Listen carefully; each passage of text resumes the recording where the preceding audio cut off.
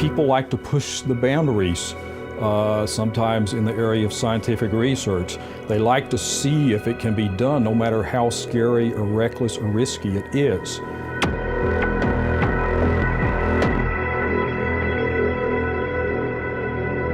I got involved in this subject matter in 2006 when our local congressman tried to bring the country's second biggest biodefense facility to a farm in Pulaski County, Kentucky. He said that it would be as safe as going to Walmart.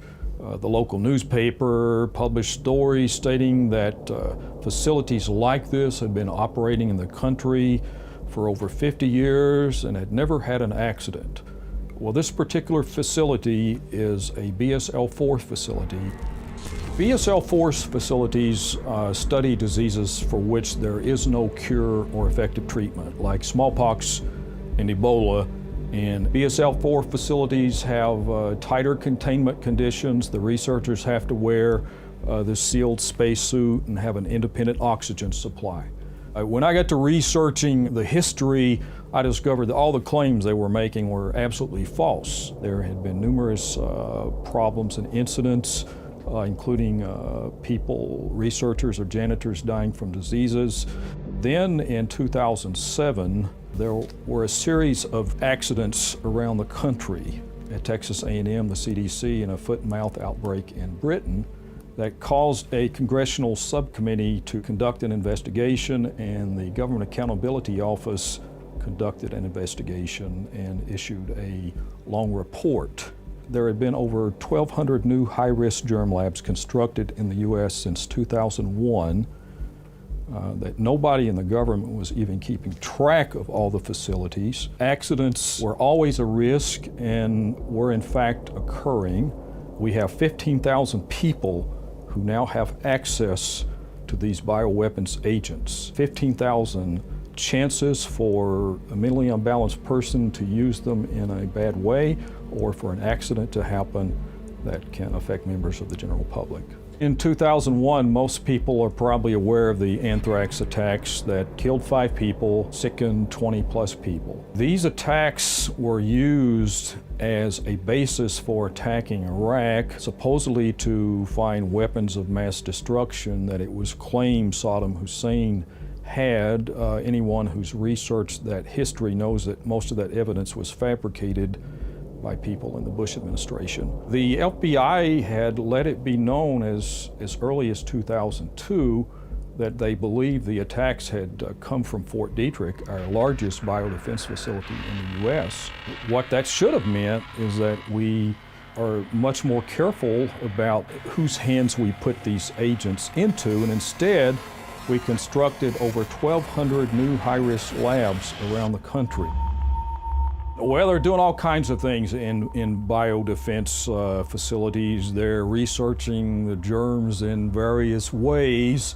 Unfortunately, in too many cases, they're actually creating scarier versions of the germs to see if it's possible to do so. And then I suppose if they find if it's possible to do so, they're going to try to develop a countermeasure to the thing that they just created. So you have an endless cycle of a dog chasing its tail, and plenty of work for biodefense facilities.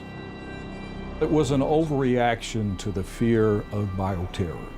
The federal government has put about $70 billion into biodefense since 2001. The average annual funding for biodefense has gone up 4 to 5 times. They are funding the construction of new labs around the country by universities, government agencies, private companies. The problem is the federal government is giving money to build the labs.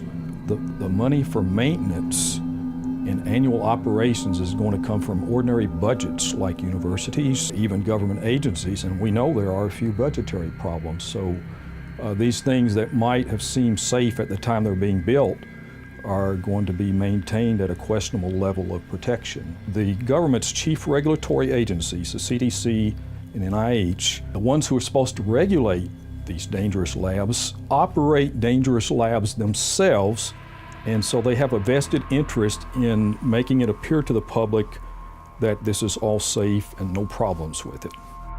There have been various efforts to create antibiotic-resistant versions of existing bioweapons agents, things like anthrax, tularemia, Q fever, brucella. These are all things that if you're diagnosed early enough, you can get some antibiotics and you'll probably be okay. But if they create antibiotic-resistant versions of the germs, that's a whole different question. I think if there were an accidentally infected researcher, they might actually try to cover it up for a while, and making it much less likely that we'd be able to respond quickly. So that's another whole aspect of this. The 1918 flu killed 50 million to 100 million people worldwide. The CDC and others brought the 1918 flu back to life. It was dead. It was not out there in the general public.